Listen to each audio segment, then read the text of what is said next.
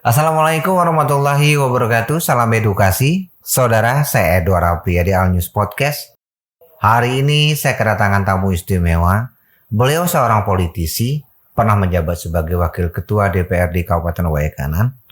Saat ini beliau tercatat sebagai Ketua Komisi 1 DPRD Provinsi Lampung. Beliau adalah Haji Yozi Rizal, Sarjana Hukum. Terima kasih dalam rangka pulang kampung nih, ya kan? Bisa sempat singgah di studio kami. Terima kasih sekali lagi. Apa kabarnya hari ini? Alhamdulillah sehat. Sebetulnya kan saya sudah beberapa bulan yang lalu diajak untuk mampir, tapi situasi yang belum memungkinkan. Oke. Sudah beberapa kali sebetulnya melintas di Belambangan Lumpuh, ada mungkin dalam rangka kunjungan dapil atau mungkin ada beberapa program dari lembaga yang memang harus dijalankan, tapi memang situasi yang belum memungkinkan. Alhamdulillah malam hari ini kita bisa menyempatkan waktu. Alhamdulillah. Oke, Bung. Kita ke karir politik dulu nih, Siap. sebelum kita ke esensi obrolan kita malam hari ini. Ya. Menjadi pengusaha, kemudian Menjadi petani juga. petani dulu ya, petani kemudian pengusaha, akhirnya berkiprah ke politik. Salah satu tokoh terbentuknya Partai Hanura pada waktu itu di Kabupaten Waikanan.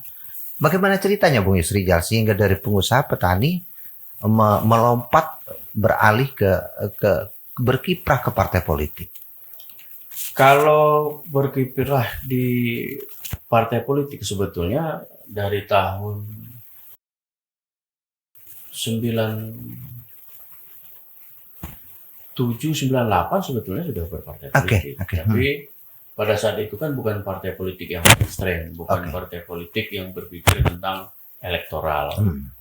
Nah, jeda waktu, lalu kemudian bertani, lalu kemudian menggeluti dunia usaha, dan sekonyong-konyong saya dimintai bantuan oleh seorang kawan, almarhum sudah, beliau mantan anggota DPR RI, untuk membangun struktur partai di Kabupaten Waikanan. Oke. Nah, dengan beberapa kawan yang punya basis dari partai politik Elektoral? non elektoral tadi, kita coba bangun, lalu kemudian terbentuk, saya serahkan. Dia malah waktu itu bukan saya ketuanya, Oke. orang lain yang ketuanya. Ya karena kita memang dimintain untuk Sekedar membentuk saja. membentuk saja. Nah, akhirnya diminta supaya saya mengetuai, dan dia minta supaya dibangunkan struktur lagi di waktu itu Waikanan masih 14 kecamatan, belum 15. Membangun di 14 kecamatan. Kita bangunkan juga di 14 kecamatan, dan terakhir sekalian dong lu udah ini lu bangun lagi di ranting-rantingan. Kita bangun di hampir 100% waktu itu ranting. Oke. Nah, selesai itu 2007. 2007. Selesai saya setorkan, masuk masa pencalekan. Masa pencalekan kita susun juga caleg. Saya kembali diminta lagi untuk mencalonkan diri waktu itu. Akhirnya masuk di Dapil 1. Bekerja, ya dengan pengalaman ketika kita ada di partai politik mainstream tadi, kita coba lakukan itu, dan pada April 2009 terjawab hasil kerja itu. Oke. Ya, kira-kira itulah. Ya, cukup menarik juga karena partai baru pada waktu itu ya. Dan kemudian hasilnya cukup memuaskan. Menjadi salah satu pimpinan DPRD Waikanan pada waktu itu. Keterwakilan setiap dapil juga ada. Oke, strategi politik apa nih Bung Yos yang dijalankan sehingga ini apakah struktur yang betul-betul berjalan atau figur yang tepat dicalonkan di setiap dapil sehingga bisa maksimal perolehan kursinya pada waktu itu? Kedua-duanya. Tapi kalau misalnya tidak bisa, struktur itu bisa menjawab. Karena kan di beberapa, sebetulnya gini sih, kalau kita bicara fair ya, dari 5 anggota DPRD Waikanan, dari yang keterwakilan dari 5 dapil termasuk saya, kami bukanlah tokoh. Ya adalah mungkin menyebut di beberapa dapil yang mereka mantan pimpinan di desanya, tapi bicara soal daerah pemilihan kan Belambangan Umpu Negeri Agung. Pada waktu sebelum ada Umpu Semenggok. Iya, sebelum ada Belambangan Umpu Negeri Agung ada 30 sekian desa. Mm-mm. Banyak tokoh-tokoh. Saya bukan siapa-siapa dibanding dengan mereka pada saat itu. Iya. Lalu kemudian dapil 2 ada Mas Darwanto. Beliau latar belakang beliau sekretaris desa. Di dapil 2 itu banyak tokoh-tokoh. Mas Darwanto kalau dulu mungkin juga nggak terlalu ini. Begitu juga dengan dapil 3. Ajo Edison. Saya pikir juga hari ini mungkin dia sebagai tokoh. Tapi kemarin ya masih lebih banyak tokoh-tokoh lain. Lalu dapil 4 kakanda saya Joni begitu juga latar belakang kepala desa. Bahkan waktu itu sebetulnya dia nggak percaya diri untuk nyalon. Jadi dari semua yang jadi anggota DPRD tidak satu pun yang percaya diri bakal terpilih. Lalu di dapil 5 ada Mas, lupa saya banyak ini. Itu juga bukan latar belakang tokoh. Jadi bicara ketokohan nantilah itu. Tapi yang paling penting adalah struktur. Menarik juga di 2014 mencoba peruntungan di DPRD provinsi dari partai yang sama kalau nggak salah. Dan akhirnya juga di Waikanan perolehan kursinya menurun kalau nggak salah juga Bung Yus ya. Enggak ya, tetap 5. Unsur pimpinan ya yang tidak. Ya, karena kita kalah perolehan suara dengan PDIP. Kemudian 2019 ini menarik. Nah 2019 agak menarik nih. Dari Hanura kemudian berpindah ke Demokrat. Ini apa nih alasan sehingga berpindah dari Partai Hanura ke Partai Demokrat? Ada satu hal yang cukup prinsip yang saya pikir. Kan ini kita bergabung di dalam sebuah organisasi, apalagi partai politik. Saya kira di tengah situasi hari ini harus kita akui bahwa ideologi itu sudah semakin menjauh dari partai politik. Tentu yang menjadi perekat bagi kita di situ adalah kenyamanan. Kenyamanan ini biasanya ketika kita ada pada satu kesepahaman meletakkan segala sesuatu itu pada rule modal aturan. Nah, ketika saya melihat bahwa ini ada sesuatu yang ini, saya tidak merasa nyaman lagi, bukan karena tapi sekali lagi nyaman di sini standarisasinya bukan nyaman pribadi ya. Objektif ya. Tapi nyaman secara objektivitas. Saya pikir saya sudah nggak bisa bertahan di situ. Sudah nggak bisa bertahan. Lalu kemudian saya mengundurkan diri. Iya, di pemilu 2019 perolehan terbanyak secara personal 27.000 ya kalau nggak salah. Hampir 28.000. Hampir 28.000 dari 11 kursi ya, dapil 5 ya. 11 kursi daerah pemilihan 5. Demokrat alhamdulillah mendapatkan 2 kursi dan Bung Yus menjadi suara terbanyak secara personal di dapil 5. Ini strategi apa yang dimainkan sehingga jadi setelah saya memastikan akan mengundurkan diri dari partai terdahulu, konsekuensinya kan saya juga harus mundur dari DPRD Provinsi Lampung. Nah, saya langsung keliling nih. Keliling di beberapa titik, saya kumpulkan konstituen, perwakilan, saya sampaikan, saya pamit.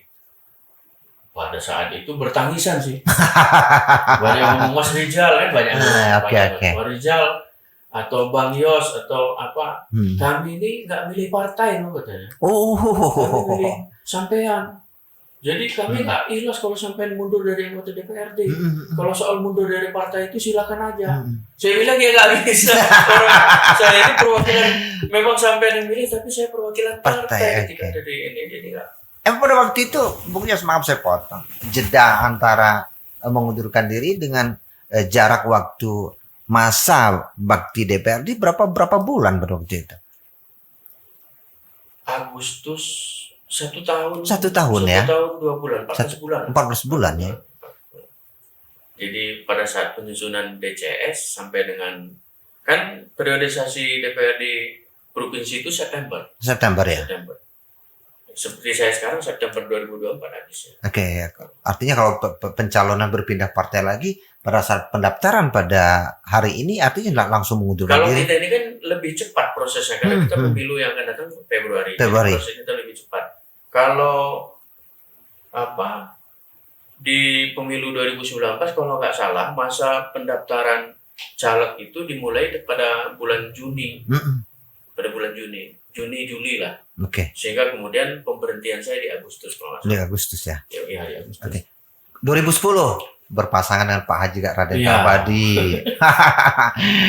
Didukung oleh diusung oleh Partai Demokrat dan juga Hanura Iya. pada waktu itu. Koalisi Demokrat. Nah, koalisi Demokrat dan Hanura, Kalbadi Yos pada waktu itu.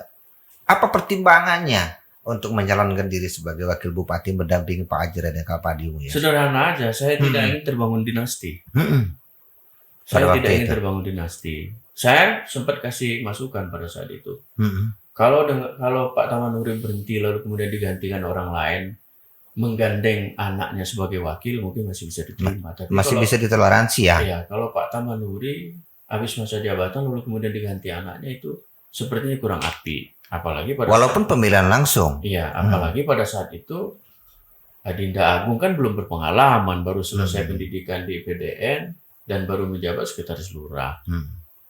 Nah, karena saya lihat sepertinya agak berat kompetisi berlangsung ini, itulah yang menjadi pertimbangan saya harus lakukan intervensi.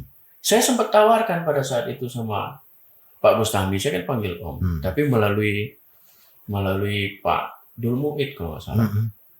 Karena Pak Dul Muid itu bagian dari koalisi mereka. Om, saya bilang, tolong sampaikan sama Om Bustami, pakai Hanura. Saya tanggung jawab rekomendasi, saya bilang. Oke. Kalau memang perlu saya pakai saya duit itu sendiri. Dan saya siapkan duit 500 juta untuk bantuan sebagai uang saksi. Oke. Bantuan operasional. Untuk uang saksi. Saya pakai duit saya pribadi, saya bilang. Nah, nggak ada jawaban. Saya entah apa ini nggak disampaikan atau mungkin ya tawaran saya ditampik karena saya greget. Intinya waktu itu ya jangan sampai terbangun dinasti lah di Oke. Nah, nggak lama kemudian wacana waktu itu dengan Om Marsidi. Oke. Sempat kan mengudara waktu itu Mayora. Nah, tiba-tiba saya dengar malah beliau terakhir meminang Adipati. Akhirnya ketika kami ada Munas Hanura di Surabaya, berangkatlah kami waktu itu. Denny masih di Hanura. Berangkatlah waktu itu kami. Selain 4 anggota legislatif yang lain, saya bawa serta waktu itu ada Pak Jasura, Saparudin, Denny, ya mereka bertiga itu berangkat ke Surabaya. Kami muter-muter. Jadi orang sibuk kongres, kami malah muter ke Suramadu, kami muter ke mana? Sidoarjo, tempat lumpur. Intinya muter itu adalah obrolan tentang apa yang harus kita lakukan. Oke, diskusi politik ya? Iya, diskusi politik. Oke. Jadi panjang. Akhirnya disimpulkan Bismillah kita harus intervensi penuh. Sempat bertangisan loh waktu itu. Dalam memutuskan itu sempat tangisan. Jadi melo. Akhirnya sudah saya bilang, saya akan mengambil jalan ini. Lalu pada saat itu setelah selesai kongres, siang hari saya telepon Pak Kalbadi. Dia ada di mana? Ada di Waikanan, Sidoarjo. Saya bilang malam ini, saya ini ada di Surabaya ya. Kiai berangkat dari Waikanan, saya bilang. Saya berangkat dari Surabaya. Pesawat saya insya Allah maghrib. Jam 9 saya bilang kita ketemu di satu titik tengah di Jakarta. Mau ngapain? Dia mau ngapain? Saya bilang Kiai maju jalan bupati. Kamu jangan main-main kata dia. Enggak, saya serius. Kiai maju jalan bupati, saya wakilnya. Sudahlah kata dia. Enggak, serius saya bilang. Kita ketemu di Jakarta. Akhirnya jam 9, lebih kurang jam 9 lewat lah. Kami ketemu di hotel, salah satu hotel di Jalan Sudirman di Jakarta. Ketemu di situ. Kamu ini. Ya karena saya sendiri sebetulnya seperti yang nggak percaya, tapi itu ya. Akhirnya ketemu di situ. Ya saya bilang kayak maju nyalon bupati. Akhirnya kita coba hitung-hitungan kebutuhan segala macam. Saya bilang persoalan hasil itu nanti. Yang paling penting kita ikhtiar. Kalau saya sih, saya jelaskan. Niat saya ya sederhana sekali. Saya tidak ingin terbangun dinasti. Oke. Dan ini nggak bisa kalau kita nggak intervensi. Nggak bisa. Saya bilang. Dengan alasan babi-babi. Akhirnya sepakat. Saya ngurus rekom di Hanura. Beliau ngurus di rekom di Demokrat. Padahal pada saat itu Hanura sudah merekomendasikan calon wakil bupati atas nama orang lain. Hmm. Calon bupati atas nama orang lain. Saya tidak sebutkan. Akhirnya saya tarik lagi usulan itu di DPP, ya kan? Langsung kita rubah dan tanda tangani waktu itu. Keesokan harinya baru kemudian kontingen Wekanan ini masuk Jakarta. Masuk Jakarta kan saya berangkat duluan di Jakarta. Jasura, Saparudin, Denny bersama dengan Mas Darwanto dan mereka akhirnya nyusul keesokan hari. Yang anggota DPRD-nya labas langsung ke Wekanan, mereka bertiga mampir di Jakarta. Kan kita harus godok. Jadi ya kalau mau nanya siapa kolektif intinya Yusri Rizal dulu. Ya 3 orang ini. Jasura, Saparudin dan Denny Rimbawa yang juga sekarang kompatriotnya di Partai Demokrat. Ya, jalan suksesi Pilkada 2010 memang ada yang menarik. Yang menarik yang pernah saya dengar isu-isu miring sebenarnya Bung Yos. Setelah muncul wacana Mayora dan kemudian hampir keluarnya rekomendasi Marsidi berpasangan dengan Adipati, banyak juga yang berkomentar bahwa Bung Yusri Rizal lah yang menikung Marsidi Hasan sehingga berpasangan dengan Kalbadi dengan otomatis dengan sendirinya Marsidi tidak mungkin akan berpasangan dengan Adipati. Bolehlah dijelaskan pada malam hari ini Bung Yos. Seperti apa cerita? Ya, jadi saya sempat tanya kan, kami itu sebetulnya ketika bicara konteks Mayora, kami sudah bicara segitiga itu. Saya, Omar Sidi dengan Kiai Kalbadi. Jadi kesepakatan pada saat itu siapa di antara 3 orang itu yang maju berpasangan, 1 sebagai pendukung waktu itu. Jadi kalau sampai soal pendanaan kita sudah sepakati. Kalau saya dengan Omar Sidi berpasangan, maka Kiai Kalbadi sebagai pendukung. Kalau Omar Sidi berpasangan dengan Kiai Kalbadi, saya sebagai pendukung. Kalau saya berpasangan dengan Kiai Kalbadi, maka Omar Sidi sebagai pendukung. Termasuk soal pendanaan. Kalau saya, siapapun yang berpasangan, maka dia 50%, bupatinya, calon bupati 50% pembiayaan, calon wakilnya 25%, pendukungnya 25%. Okay. Dan itu tumpuk di atas meja. Misalnya 1 miliar, calon bupati setengah miliar. Calon wakil 250 juta. Begitu juga pendukung. Okay. Itu tadi kesepakatannya. Lalu kemudian ini sudah beberapa kali pembicaraan, tapi sekali lagi tiba-tiba muncul wacana seperti itu tanpa ada kesepakatan. Tanpa ada kesepakatan. Kalau misalnya itu tadi kesepakatan sudah bahwa setting seperti itu, tentu tidak menjadi persoalan. Nah, saya sempat tanyakan, ini udah kehendak kamu sama Adipati? Saya kan tanya, nah kehendak ini udah kehendak kamu? Enggak ada Om. Kata Adipati, enggak ada. Kalau nggak salah, maaf saya potong, Bung Yos, rekomendasi pertama keluar, rekomendasi bupati dan calon wakil bupati pada waktu itu, kalau nggak salah Partai Golkar. Enggak. Bukan ya? Rekomendasi belum ada. Belum keluar ya? Belum ada. Baru wacana. Oke. Nah, setelah kita mendeklar Kayo, maka wacana itu langsung terhenti dengan sendirinya. Dan pada akhirnya sebelum dipotong saya sempat pamitan. Iya. Jadi saya pulang, jadi keesokan berapa hari di Jakarta setelah mengurus persoalan usulan segala macam, saya balik ke kanan kan saya waktu itu 2 hari kalau nggak salah, saya sempat temui Omar Sidi di kantor DPRD. Beliau ketua DPRD pada waktu itu. Ketua DPRD, saya datengin, Om, saya mohon maaf, saya bilang saya pamit. Sama sekalian saya minta doa. Iya, kalau soal dukungan ya nanti kita bicarakan. Dia bilang, ya sudah ya, kalau memang ini sudah jalannya, ya mau diapain? Saya datang. Saya pamit ke DPRD waktu itu. Setelah itu saya langsung ke Bandar Lampung, karena keesokan paginya saya harus terbang ke Jakarta. Gesturnya ikhlas nggak beliau pada waktu itu? Ya pada saat itu ikhlas. Tapi kan Omar Sidi ini kan ya bisa dikategorikan sebagai aktris beliau, aktor, kawakan lah. Jadi entah dia ikhlas setengah, tapi yang pasti gesturnya pada saat itu menunjukkan keikhlasan. Dan yang saya pikir ya nggak ada ya. Apa yang perlu tidak diikhlaskan? Kemudian komunikasi politik selanjutnya, Bung Yos, dengan Pak Marsidi setelah pada akhirnya Golkar merekomendasikan Pak Agung pada waktu itu menjadi calon bupati, salah satu partai pengusung. Komunikasi politik dengan beliau seperti apa? Masih ya. Enggak. Jadi gini ya, kalau soal itu saya pikir orang luar itu perlu belajar dengan Waikanan tentang kedewasaan berpolitik. Iya. Dia biasa aja mengalir sudah itu. Ya akrab kita, akrab. Tapi secara profesional beliau oh iya, dan itu harus dia tunjukkan.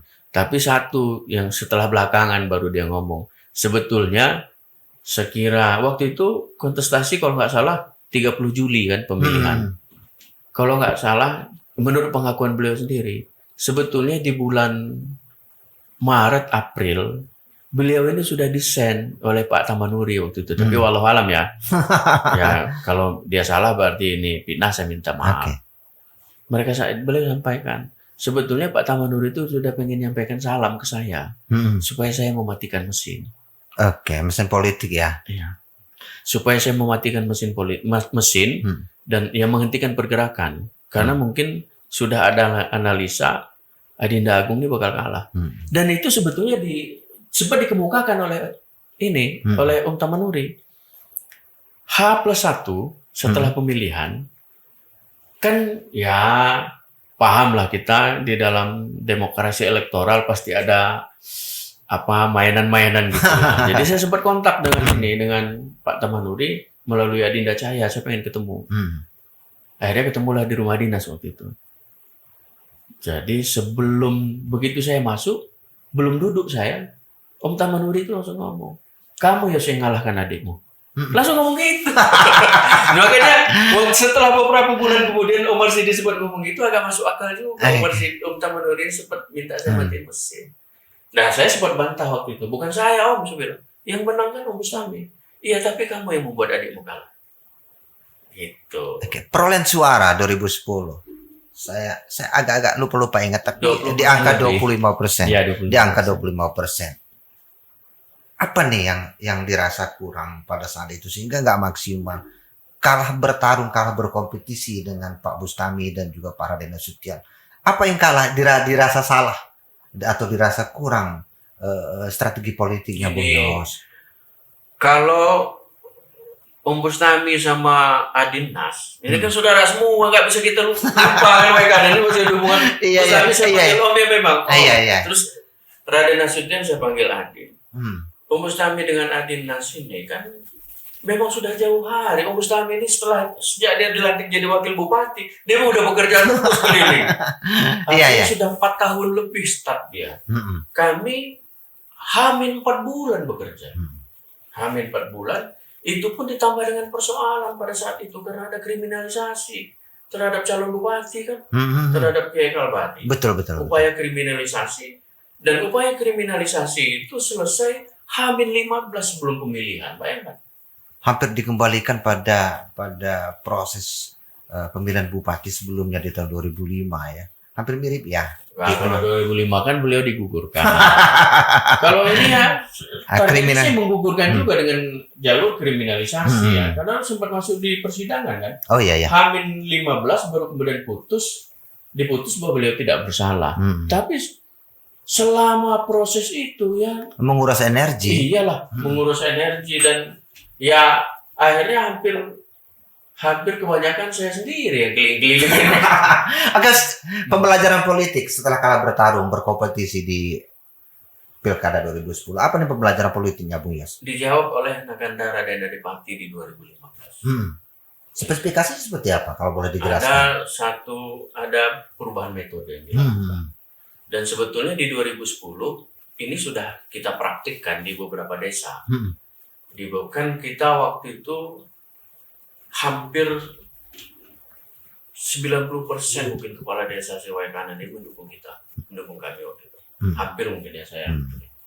Dan ternyata karena kita meyakini mereka sebagai tokoh sentral di desanya.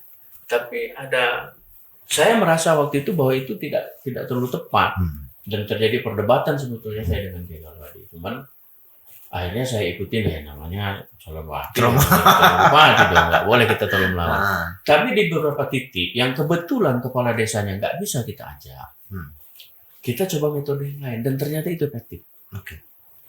Ternyata itu efektif. Yang kemudian itu yang dilakukan di 2015 oleh Naganda Adipati. Terbukti kan menang. Bayangkan waktu itu 2015 pada saat beberapa lembaga survei turun sebetulnya sudah tidak merekomendasikan untuk maju bagi Dadan Adipati karena angka survei dia jauh di bawah 10%, sementara petahana waktu itu di atas 60%, di atas 62% malah. Dengan apa ya kalkulasi mereka bahwa ini tidak bisa dilanjutkan. Hanya satu lembaga survei waktu itu yang tidak ada yang tidak bisa dilakukan, dan saya pun berpikir sama, tidak ada yang tidak bisa dilakukan. Saya bilang kuncinya justru untuk menyederhanakan.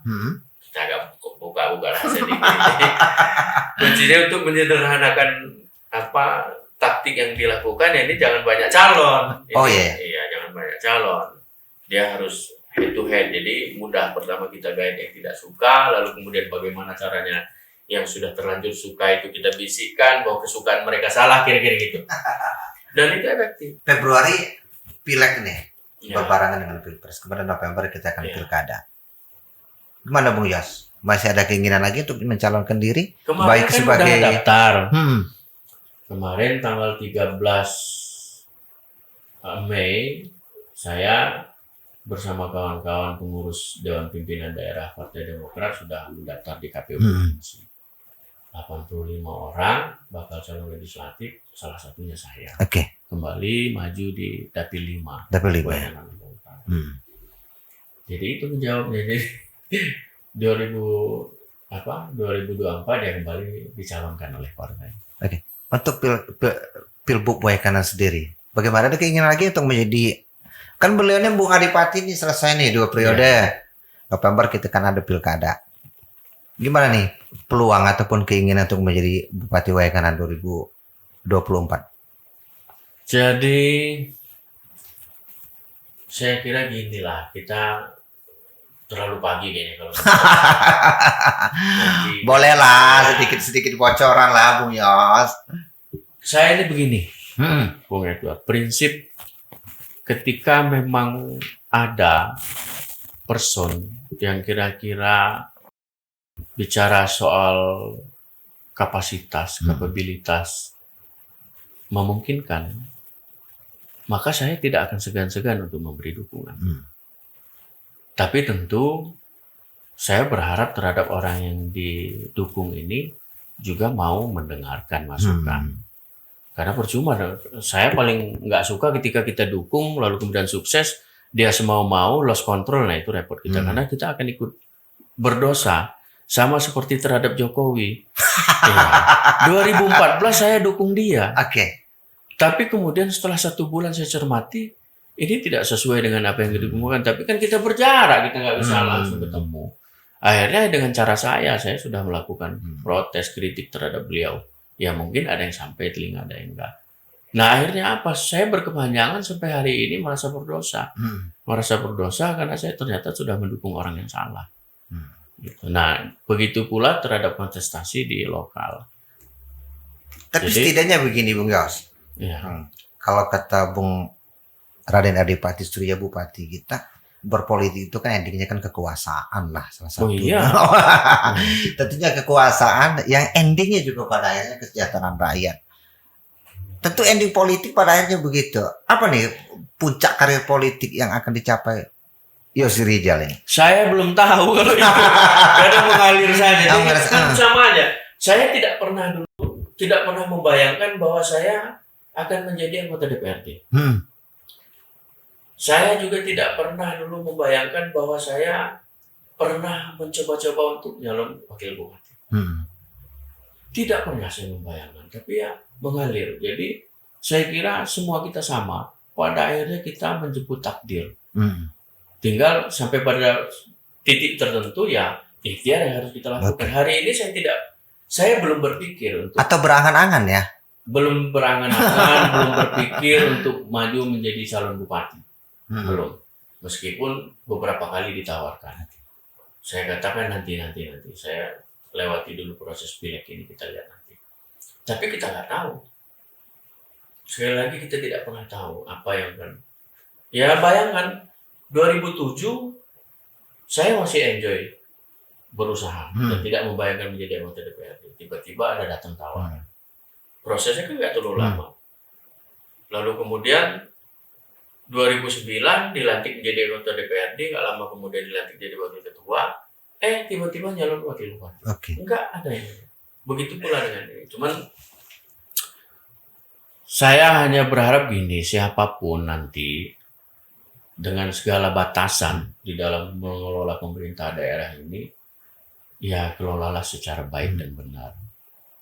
Harus lakukan terobosan-terobosan di antara sekian batasan yang ada, batasan regulasi. Kita ini kan otonominya otonomi lucu. Oh iya. Terlalu banyak pembatasan yang kemudian itu membatasi kreativitas daerah untuk mengembangkan daerahnya. Tapi waktu kita nggak cukup untuk jangankan kabupaten, provinsi juga seperti itu. Sehingga kemudian ya hanya akhirnya kesan yang muncul ya hanya melakukan rutinitas saja.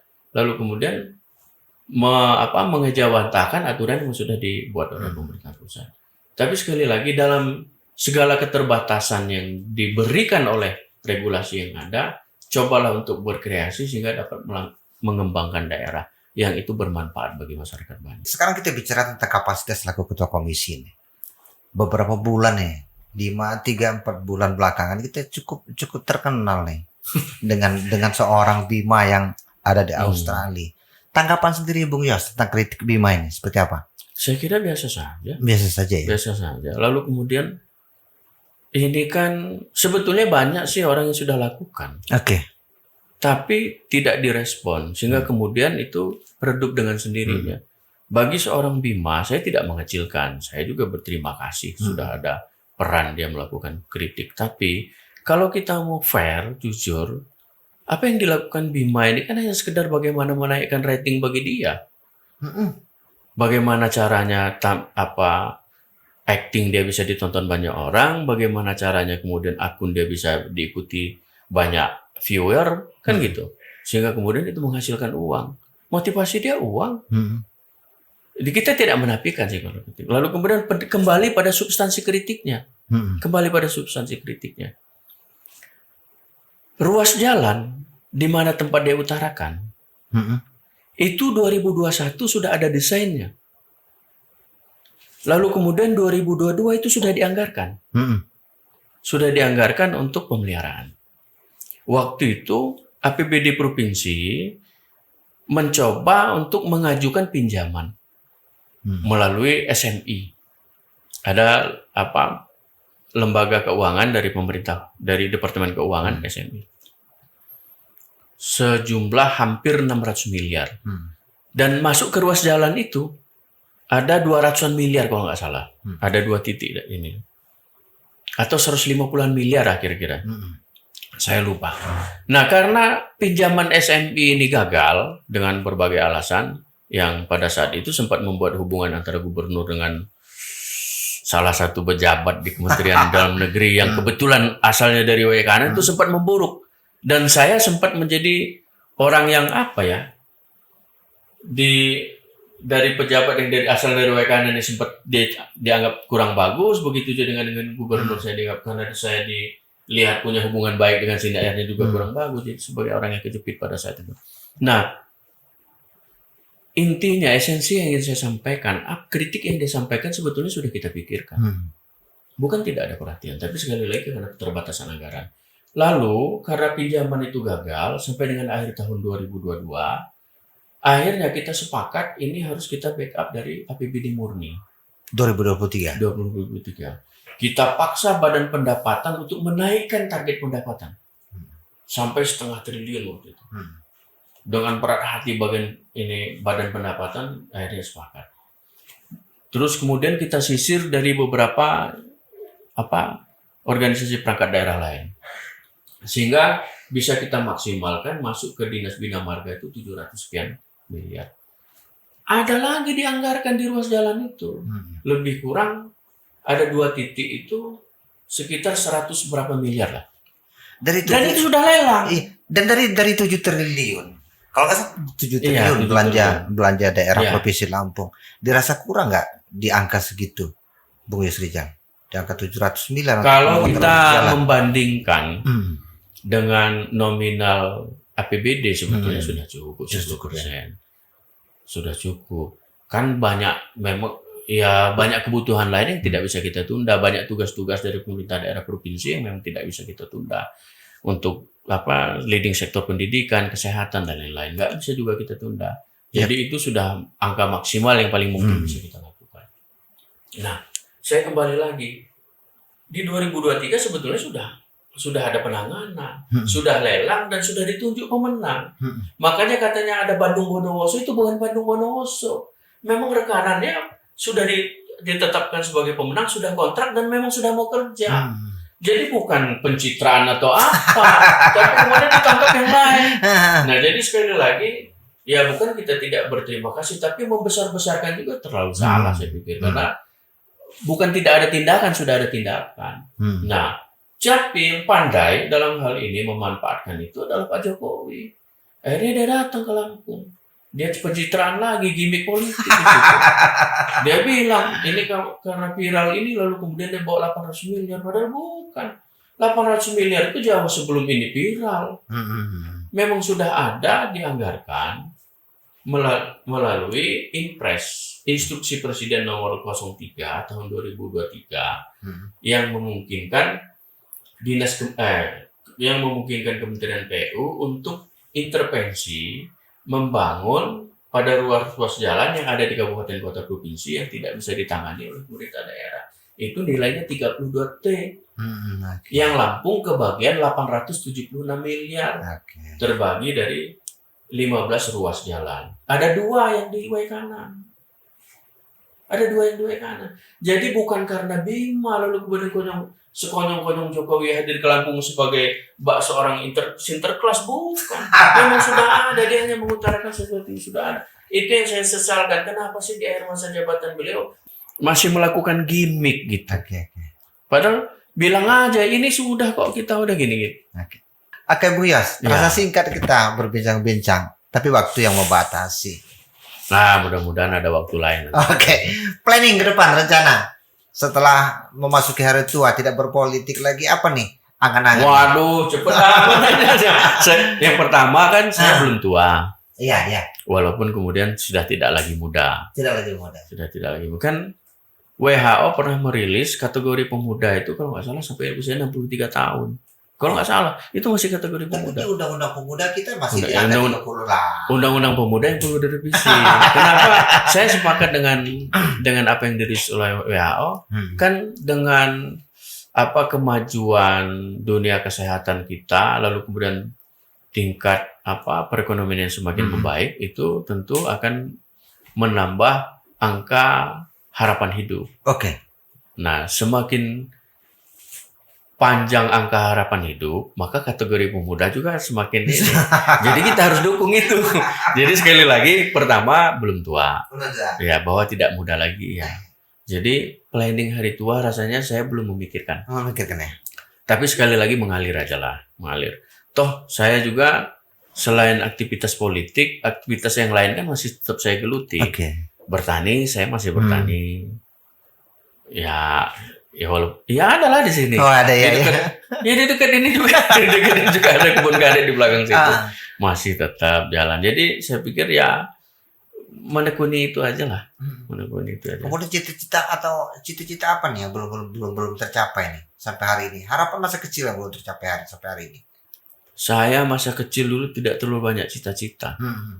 Karena kan saya dilahirkan di Tanjung Raja Giham. Yang ketika itu bahkan sekolah dasar baru sampai kelas 3 SD. Di zaman saya baru sampai kelas 6 SD, itu pun hanya beberapa orang yang ujiannya masih ikut di SD Blambangan. Waktu itu kan SD Lembasung. Nah, naik kereta ya? Iya, naik kereta. Karena dulu kelas 6-nya masih terlalu sedikit, akhirnya saya kelas 5 SD disuruh ikut ujian. makanya waktu ada yang coba klarifikasi soal ijazah ke SD Tanjung Raja Giham, nggak ketemu ijazah saya. Nggak ketemu karena ijazah saya SD Blambangan Numpung. Yang sekarang SD 1 Lembasung. Karena saya ikut ujian di sini dulu. Jadi tidak terlalu banyak cita-cita saya waktu kecil. Ya belum ada bercita-cita sampai ini. Makanya sekali lagi saya bilang ini sesuatu yang luar biasa. Jadi saya pikir hidup itu mengalir aja lah. Mengalir saja. Yang paling penting ketika memang kita melihat ada peluang, maka kita lakukan ikhtiar secara maksimal. Kita lakukan ikhtiar secara maksimal. Kemudian dukungan keluarga sendiri berkarir di saat Bung Yos berkiprah ke politik, seperti apa dukungannya? Ya, nah saya bersyukur satu hal itu. Jadi ketika saya melakukan sesuatu yang memang dipandang ini ya baik, ya mereka mendukung, tidak ada larangan. Nah, nggak tahu nanti kalau misalnya anak-anak sudah ini ya, mungkin mereka akan menyampaikan pendapat, nggak tahu saya. Tapi kalau hari ini mereka masih mendukung secara full apapun yang saya lakukan, yang saya putuskan. Untuk ketiga anak putra dan putri, 4. ada 4 ya? Udah 4 ya.